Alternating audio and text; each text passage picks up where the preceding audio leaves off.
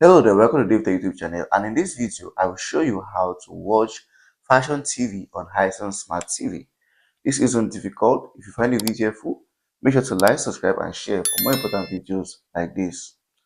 So to watch fashion TV, the first thing you have to do is to make sure that the application is installed already. So if I browse through my applications here, you realize I already have the application installed, and here's it over here. But if for some reason you don't have the application installed, then you have to start by installing the application. What do? Go over to your app store, which should be the same as mine because all Hisense Smart TVs have the same app store and they should look just like this. So as you go over here, go over to the search button and just go over here and type fashion.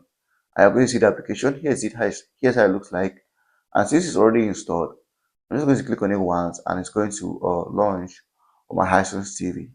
And once it opens, this is how it opens, or this is how the application launch on my Hisense Smart TV. And as you can see, here's content that I can watch. So they're going to ask me privacy. I need to agree or disagree, whatever I want. So here's the application, and there's lots of content that you can watch here. There's just lots and lots of content.